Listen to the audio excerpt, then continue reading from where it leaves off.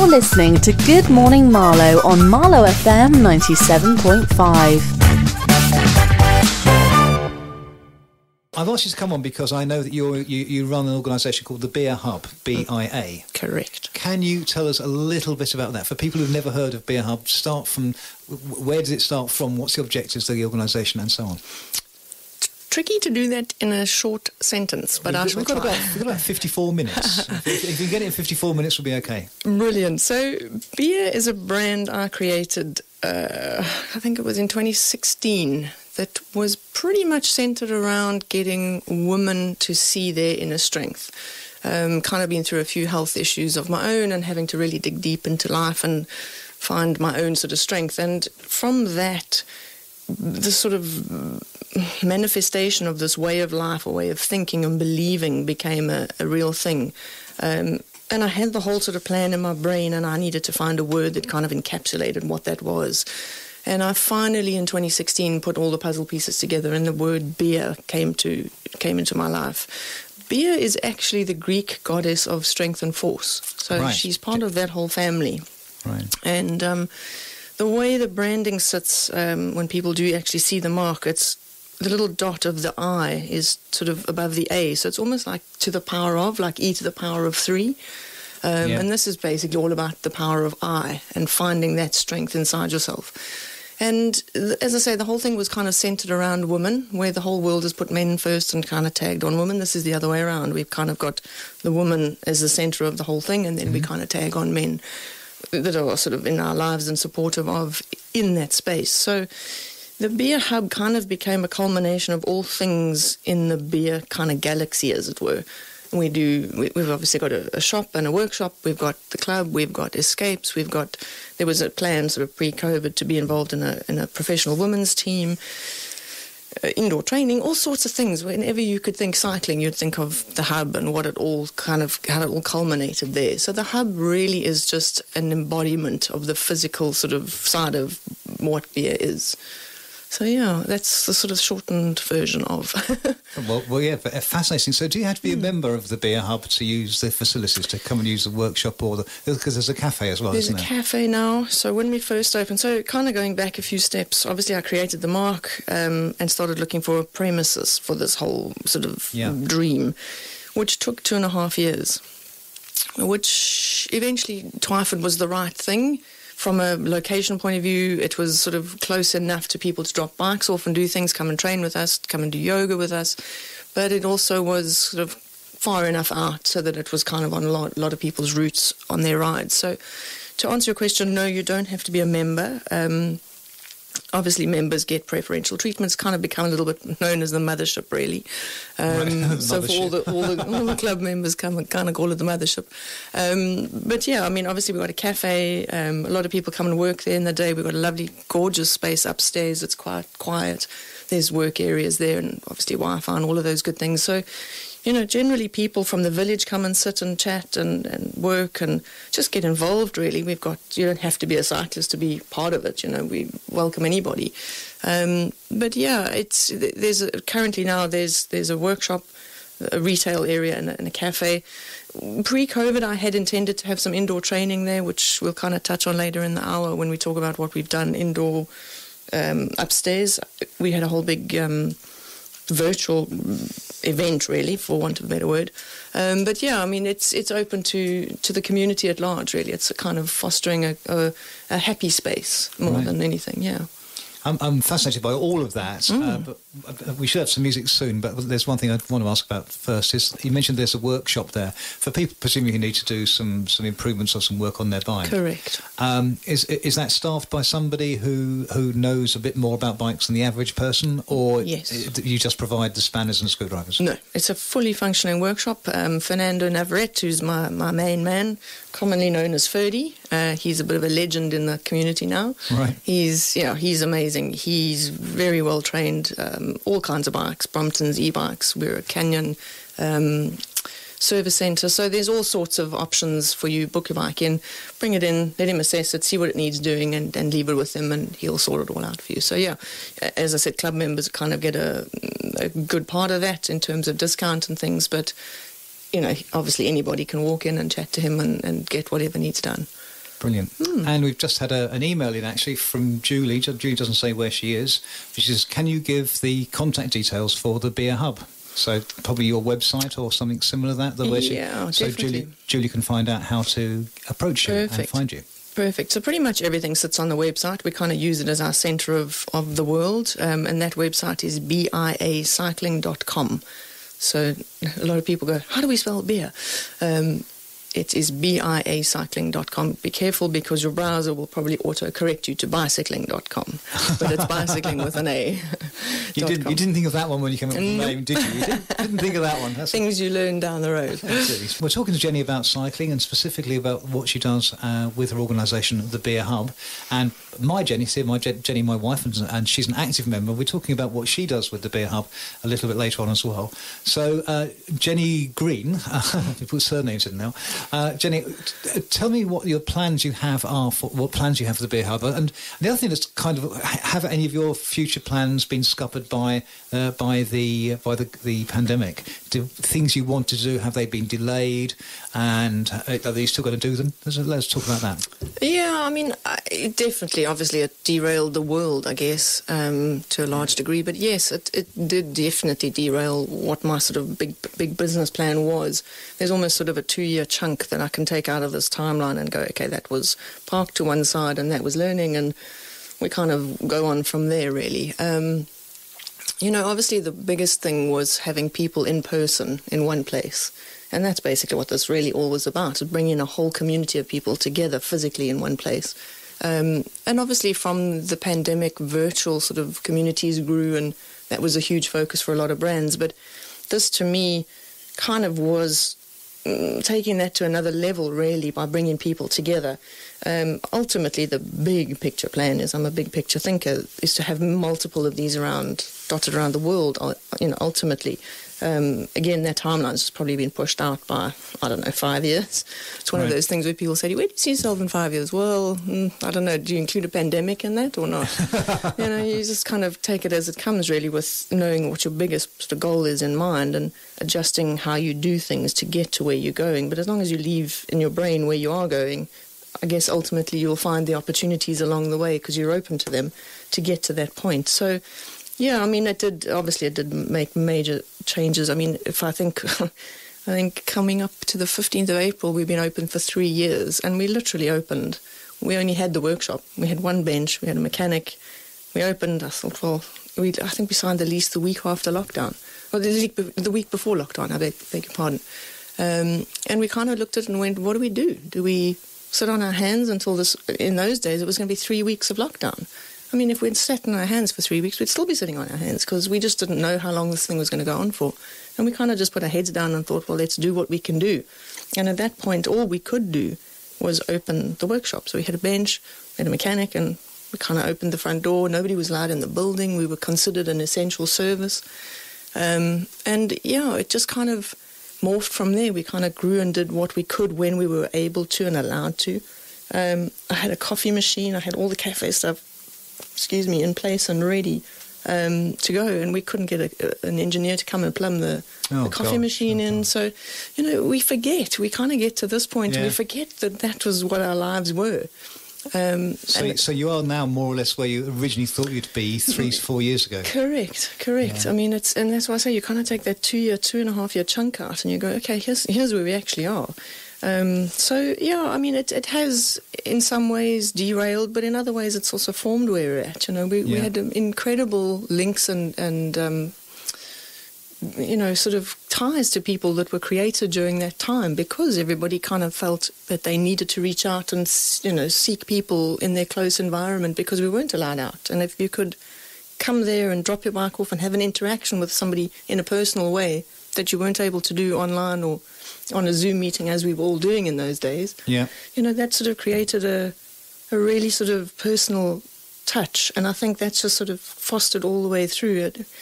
Eventually we were able to, during one of the gaps between lockdowns, an engineer came out and did the cafe, and we got that whole thing set up. But at that point you had to come in twos, and of course you never know when there was a gap in lockdowns 100%, there was no planning. Is it going to come back again, or no. I mean, no one knew what was going to happen. No one knew. I mean, we didn't know. We were just doing the best we could, as everybody was. Here's a gap, let's do the next step of the plan. And we kind of literally, as I say, we forget.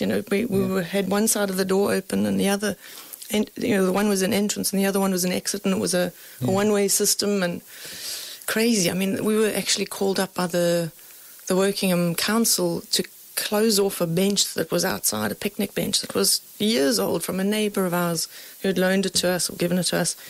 And they came and said to us, close, tape across the bench. Nobody's allowed to sit on this bench. And I was like, but husband and wife come in and have a coffee. Surely they can sit on the bench outside in the windy sort of, I don't know. It just... Have they not heard that transmission outdoors is much less than transmission indoors? And so those rules just changed all the time, and you kind of just had to go with the flow and, do what you could. And so, we're in a very sort of different place, and often you shouldn't look back because, you're only heading forward. But sometimes I find myself looking back to go, jeepers, we've actually come a really long way in this 3 years that we've been, we've crammed probably, 10 years worth of life into 3 or sort of having to adapt to things and do things differently. And, it's hugely changed the landscape of cycling, In the beginning, everyone said, cycling's the best thing to be in because everyone was on bikes, the weather was great, everyone was outdoors.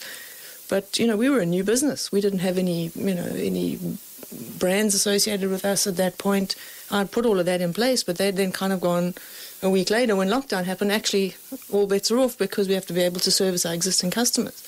So all the big bike brands were like, no, we've got to sort them out first, so you last on our list. So we were a bike shop essentially, but we had no bikes. Yeah. So we weren't in the right place at the right time. We kind of had to make our way through that. And then obviously post-pandemic and all the manufacturers trying to catch up, the sort of drip feeding of bikes into that space, into the industry, took a lot longer than was, I think, thought. And again, nobody knew. Still to this day, nobody really knows how long that process is going to take to come right. I mean, it isn't right yet, so it's... No, I think the industry's changed forever. It's, again, we kind of sit and wait to see how it all rolls out. But some manufacturers have caught up. Some are over-manufacturing. There's now a flood of products in the market in terms of soft goods, helmets, glasses, those sorts of things. Kit, all of that. So you've now kind of got the reverse problem where you've got too much in the market. Everything's being discounted, coupled with Brexit, coupled with the economic crisis that's going on. It's quite a scary place. It's interesting. I mean, obviously there's other industries that are in the same boat. I mean, if you look at the motor car industry, if you wanted a car that had a boot switch that closed the boot, sorry, we just take that off the spec. We can no longer offer that. Yeah. Just because we can't get the parts. And in a world where we thought we could get anything at any point, suddenly you're having to say, no, you can't get that anymore. Doesn't exist. Maybe in 5 or 10 years when that product comes right, fine. But for now, it's not an option. So it's weird. We've had kind of adapt how we do things, how we order, how we plan, how we expect things to arrive. So you mentioned a few minutes ago that you did at one stage expect there to be future locations for the BIA Hub. Yes. I think you said overseas, but did you also have the thoughts of opening more in the UK as well? Definitely. And are those plans back on the road now? They are. They're very much in the back of my mind. Obviously, I've learnt a lot about opening one and trying to make that sort of mould or plan, I guess, to be able to franchise it, or even if it's myself who opens those. But definitely looking at sort of cycling destinations as possible outlets or places to do that, where obviously here we are based where people live. So we become a daily, everyday part of something. But if you're somewhere that is a destination, you're sort of attracting a different type of person. So maybe that business offering's a little bit different. But ultimately, the BIA Hub is a place where you have a community of people who love to do the same thing, whether you are living there or not. Whatever it is that you want to do with your bicycle, you do there. Yeah. So, and for those people who just joined us, thank you for that. For those people who just joined us, we're talking to Jenni Green about the BIA Hub, which is BIA, which is basically a one-stop shop for everything to do with you and your bike in Twyford. Is that a fairly crisp summary? It is. Yeah. Definitely. I mean, as I said, you were asking me earlier about what sort of plans were derailed. I mean, ultimately, we were going to have sort of a nutritionist on site, a massage therapist on site, where you could come and get a consultation if your neck was bothering you, a bike fitting, and all those sorts of things that you would come to one place and do that. Yeah. But as I say, the whole COVID thing just kind of put that sort of to rest for a while because people just weren't doing anything in person. Yeah, understandable. Jenni, thank you so much. Got loads more questions for you, including a few, I suspect, from my wife, who's sitting very patiently opposite. Jenni, perhaps you can tell us a little bit about the experience of you as a user of the facilities provided by Jenni and the BIA Hub. Yeah, it's been an epic discovery, actually. I've only been involved for just a bit over a year, and it all started here in Marlow because I'd had a really serious accident, had eight surgeries, and really had a period of about 2.5 years where I couldn't get outside the front door without weeping in pain. And so my big goal had been to get back on my bike because that seemed easier than walking, actually, strangely. And that doesn't surprise me in the least. Cycling's a lot easier than walking. Oh, well, there you go, yeah.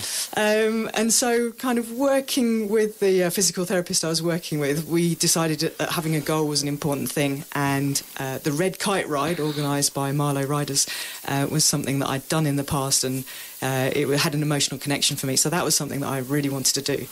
So I set out to ride it on my own, not having been on my bike for, at that stage, about 3 years. Obviously trained, but the first time I'd been out on a group bike ride. And I was really nervous, to be honest. Luckily, I met a couple of people I knew at the start and headed out, which was great. And then I was riding along on my own, and we were getting into the second half of the ride and you're getting a bit more fatigued. And this group of 3 women in fabulous kit came alongside That's me. the important part. Yeah, they did. They looked absolutely amazing. So, big shout out for Ruth and Susie and Sarah, or Sev as she's known. They just looked amazing, and they were just riding their bikes really well. And the thing when you ride a bike a lot is you can just spot whether people are in tune with their bikes, and particularly on the roads around here where you're riding kind of tracks that have got maybe a bit of gravel down the middle, a bit of a rough edge and so on. When you're riding in a group, you can see a group that know how to ride with each other and know how to ride, and so they were just riding really beautifully. And I kind of waved at them as they came past me, and then I managed to catch them up at the next feed station, and I kind of went, can I tag on with you guys? Would that be okay? Just see if I can stay with you for a little time. And they were like, yeah, of course, jump on. And so we rode all the way back in together, and we stopped at the hub, and Jenni kindly gave us lemonade because it was the hottest day. Do you remember? We had just actually closed, I remember. Yeah, that's it. We arrived about 5 minutes after you closed. You reopened for us and got us lemonade and so on, which was just a lifesaver. And it was just super welcoming. And that's really been my whole experience of riding with Bia. It's a pretty big membership now. Was it about 130? Yeah, I think we're about 130, 135, and currently that's women only. There are sort of big plans to bring men in, but exactly what you've just described, that feeling of welcome and that friendliness, that for me, I've been riding my bike since I was, 3 bricks and a tiki high, but riding on the road, my sort of learnings were through my dad's group and old school kind of etiquette on how to ride on the road and ride in a group and, point things out and do stuff. And that's just been something that's been key for me to sort of get over to people and express. And, there's a way of doing things and a way of behaving on the road. And I think if that's my biggest legacy that I leave, put the community aside and the empowerment aside, that for me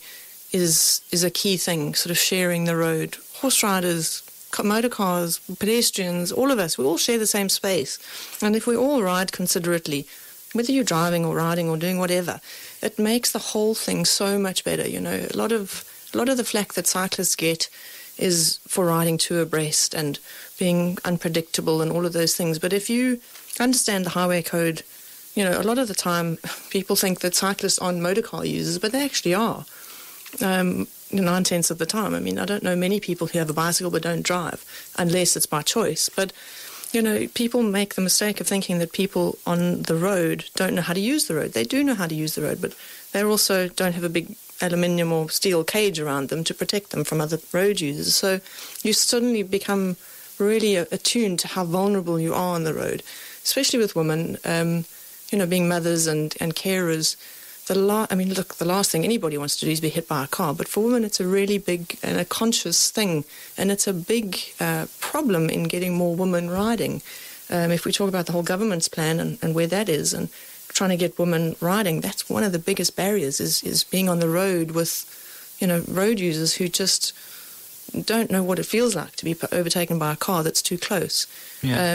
And so we really work towards getting those groups educated and used to riding in groups in a considerate way on the road. And obviously being friendly is a big part of that, because you're interacting with the world around you. To me, the worst thing you can be doing is swearing at people all over the show because of how you think they're using the road. So, it's nice to hear that that you were welcomed into that. And that's exactly what we try and foster. It's a hugely daunting industry. It's a hugely male-dominated industry.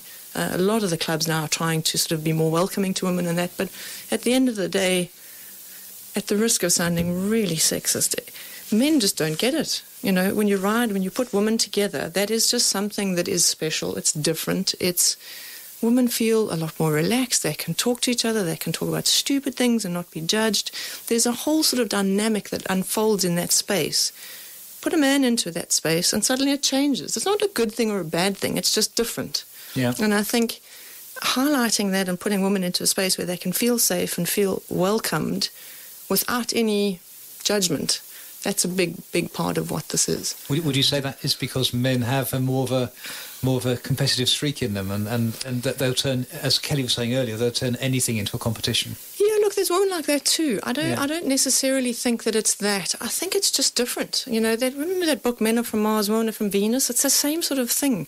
And it's not, as I say, it's not good or bad. It's just men and women. And you get people who sort of cross over that line, and there's some things that women discuss that I sort of look at and go, oh, that's not really for me. That's just a personal thing. And it'll be the same for men with, a lot of them can get on together. To that end, we have mixed rides. But generally, physically speaking, if you and I are the same level of strength physically, we still are a little bit unbalanced, because inherently men are stronger than women. So unless you've got a much stronger woman riding with a subpar man, you kind of don't really have a parity. So it is tricky to try and meet, that somewhere in the middle, and a man who's kind of on a joyride or a bimble or bumble ride, where you've got a woman who's really having to try hard to stay at that pace. It's very seldom that it's the other way around, unless you've got quite a strong female rider. So it's hard to kind of balance that out.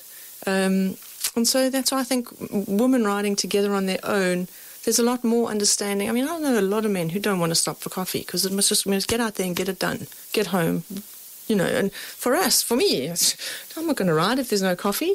What do you mean? So, and I think a lot of women are like that. You linked to one of my pet peeves from Sunday. I ended up riding alone because the 4 other women I was meant to be riding with looked at the weather very sensibly and went, let's not ride. And so of the 350 riders who were meant to start, actually, as I said, I think 60 or 70 started.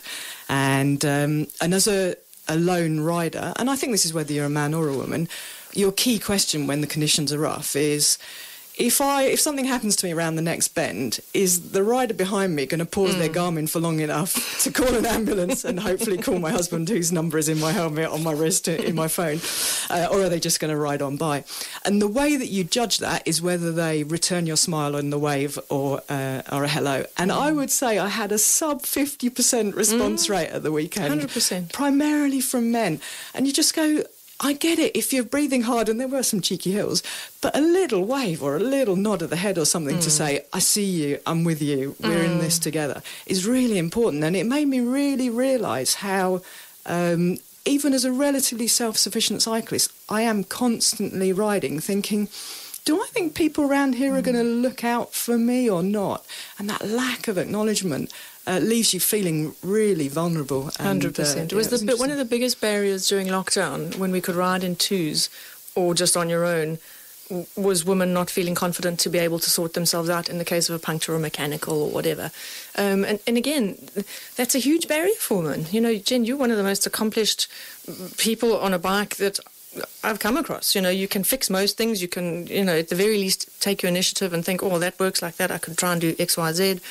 Other people don't. They just don't have it. And you kind of look at it and think, jeepers. You know, in the old days when you had a Mini, you'd flash your lights at other Mini drivers as they came past you, and it was a bit of like a kindred thing, you know. You'd think that would still be the case with bicycles. And I get the mickey taken out of me all the time because I say hello to everybody. Honestly, I'll be filming something on my bike and I'll go hi in the middle of a video, and everyone will laugh at it because it's like ingrained in me. It's just people are out. You're all sharing this glorious sunshine or the crappy rain or the whatever it is. You're in this together, exactly as you just said. Just that little bit of friendship and acknowledgement to say, hey, I got you.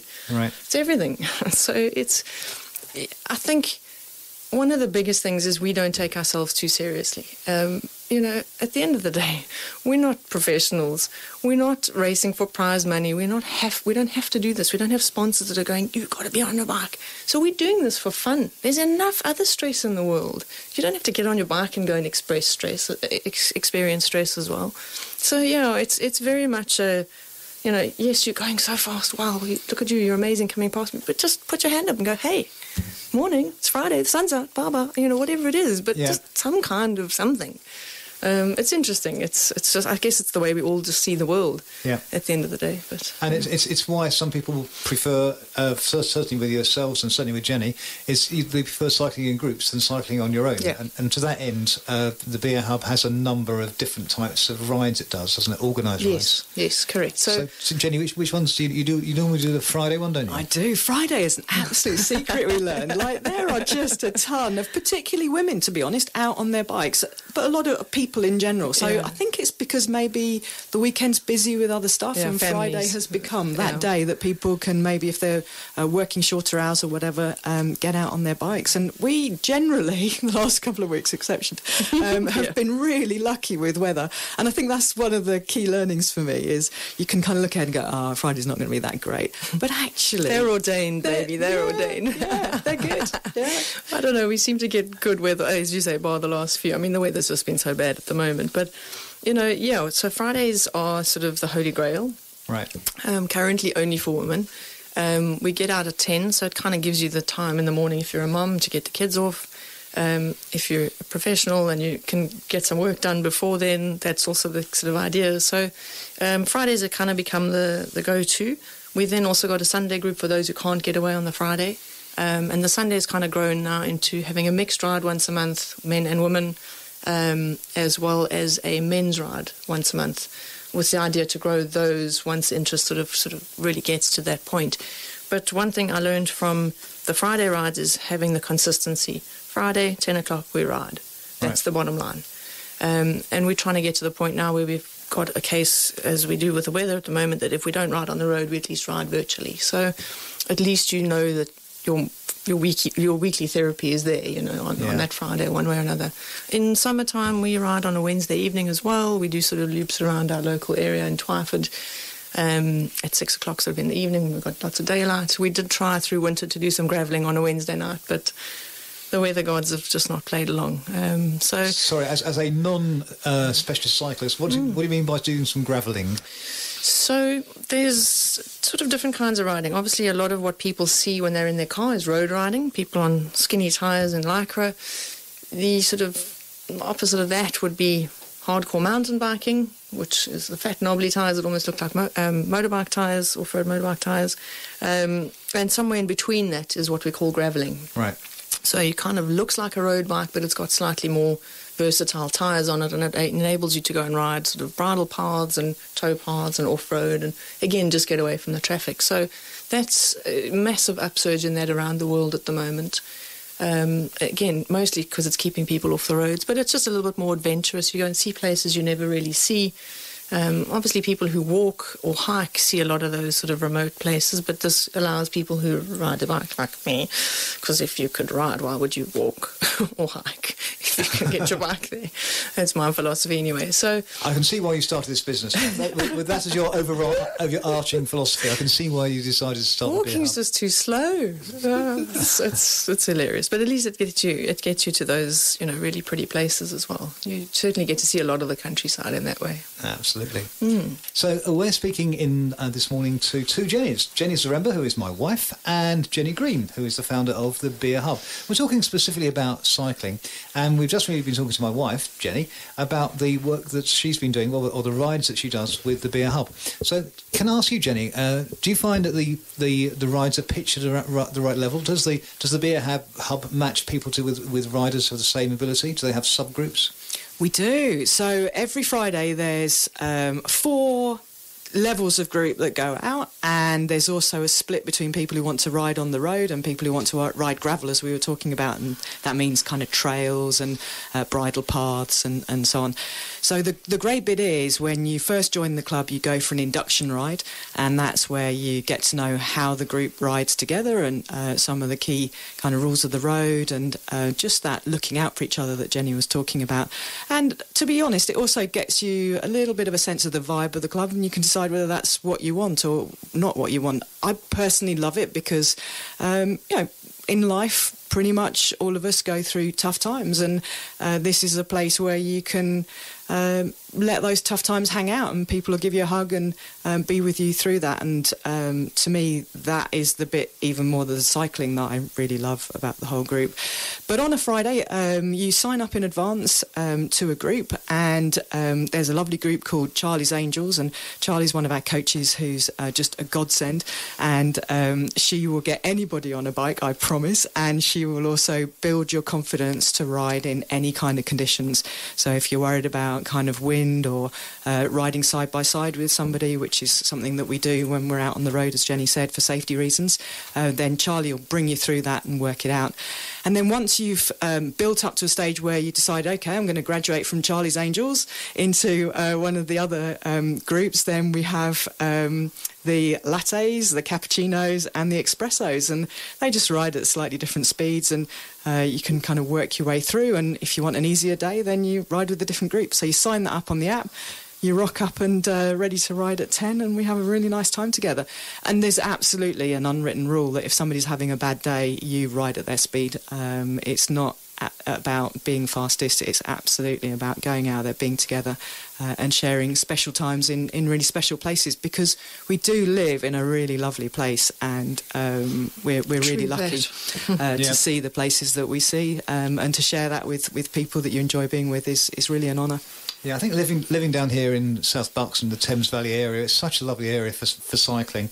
Hampered only by the number of potholes, I have to say. Again, reasons to gravel, but yes. Yeah, exactly. Reasons to gravel. I mean, how do you cope when you're cycling in a fairly tight group on the road and somebody at the front just spots a pothole like 3 metres in front of them or something? It's very hard. So there is etiquette that has people on the front of the group pointing out those problems or shouting them out. Again, it comes back down to the highway code and how you ride as a group. The concept of riding 2 abreast, 3 or 4 deep, is so that you look like a slow-moving vehicle to any other road users. Yeah. So basically, where there's enough room to pass, as if you were a slow-moving car by another car, we ride then 2 abreast. If it's obviously a narrow country lane, we then single out and we make it so that cars can pass us. But obviously, as you point out, there are potholes all over the road, not only on the left-hand side of the road. No, down the middle anywhere. Anywhere. Yeah. So, while this hierarchy of the highway code is in place, it kind of gives cyclists the ability to choose where they need to be on the road from a safety point of view. So, again, you say to a motorist, just bear in mind that person isn't motor-powered, they're leg-powered. They're doing the best they can do. I promise you, they're not going to put themselves in danger to be in front of your car at the wrong time either. It's not to piss you off, it's because there's nowhere else to be. Yeah. But equally, cyclists also have a responsibility to ride predictably, to ride according to the rules of the road. So it works both ways. So the potholes do create a major problem for us. If we hit a pothole, it's a very different ballgame to a car hitting a pothole. Yeah. It could cause a major, major crash. Obviously, there's all sorts of stories going around about people hitting potholes and suing councils and doing all of those sorts of things. Again, if you do it in your car, you break your rim. It costs you a couple of quid, or a couple of hundred quid in some cases. Quid and half a day lost. Exactly. As I know, it's my cost. But not your head or your teeth all smashed out and your bike wrecked. And so it is a major problem. But over the winter time, we generally tend to ride off road a bit more. If it's really, really wet, we try not to go out because, again, holes are kind of closed up by big rain puddles and things. So it does make it a lot more dangerous. And as you said, yet another reason to go gravelling. Correct. Or ride indoors. Indoors, the virtual side of the world has really come in leaps and bounds over COVID when everyone had to kind of retreat to their own pain caves. And there's so many platforms now where you can literally put your bike on a trainer and you can be immersed in a world of either real-time or real life sort of looking stuff or gamified sort of stuff all the way along a spectrum. So there's all sorts of ways of staying fit over winter, and then obviously once the weather gets a bit better and the sun comes out a bit more, it gets a bit more fun to be outside. So yeah. And in terms of the indoor rides, do you do them with a group of people at the BIA Hub in Twyford, or can people also zoom in or something from home and do it at the same time with you? So both. We've got the option for people to bring their bike to the hub. There's a trainer there you could put your bike onto so that you can get to know how it all works. We'll sort of help you through that. But generally, it's you at your home with your setup and it's like a Zoom platform where everybody sort of dials into the thing. There's a couple of different options. There's Zwift, there's Wahoo RGT, there's Be Cool, there's there's literally 5. And you choose how much you want to pay. If you pay, there are some free ones that obviously aren't as good, but you basically join a ride together, and then everybody puts in their earphones and you join through what we call it, it's a Discord. Discord is an app, and you all dial into that, so you can all actually chat to each other while you're riding. So you get that feeling of community and togetherness. And that's kind of where things have grown through lockdown. We actually did an event at the BIA Hub at the end of January to try and sort of pull those two worlds together of what would now become the sort of indoor virtual community together with the physical one. So we did a whole 24-hour event at the Hub on Wahoo Kicker bikes, and people dialed in from all over the world and rode with us in that event to sort of gather kilometres. And we raised a huge amount of money for charity. We were really quite pleased with how the first one went, and hopefully that'll grow into something bigger in the years to come. Yeah. Brilliant. Jenny, thank you so much for coming in today. Perhaps we can just conclude by you going through the highlights again of what the BIA Hub is, where it is, how people can get involved. Brilliant. So the BIA Hub is for all things cycling, predominantly women. So if you're a woman out there who's feeling a little bit intimidated by cycling, come and chat to us. You can come and ride at the club. There's a workshop as well. So if your bike needs a tickle or a service, bring that in. We've got a little retail area to help you get set up with the basics. There's a cafe there. Come and sit and work or chat or join some sort of Friday afternoon socials. We've got, as I say, the club. It sort of has different tiers of riding. So if you're really, really new to cycling, we can try and help you and point you in the right direction. If you kind of know your way around a bike and need a bit of help, we can help you sort of fit into one of our tiered sort of rides. We do that on a Friday morning primarily, but a Sunday morning as well. And over summer, hopefully, on a Wednesday evening as well. So, come and have a chat. If cycling is something you've been thinking about taking up, or you've seen a lot of people out and want to come and join the fun, come and have a chat. Probably the best place to go and see what we do is our website, which is biacycling.com. So biacycling.com. And, get in touch. Yeah, get in touch. Either via the website, biacycling.com, or just come in and say hello. Hub, absolutely. And say, I'm not quite sure why I'm here, but I'm interested in cycling. Correct. Talk to me. Correct. And then if you're there, you'll talk to them. I'll talk to them, absolutely. I don't bite. Brilliant. Jenni Green, thank you so much for coming in today. And Jenny Zaremba, my good lady wife, thank you too. Thank you again for coming in today. Thank you both. Thank you. It's been great to be here. You're listening to Good Morning Marlow on MarlowFM 97.5.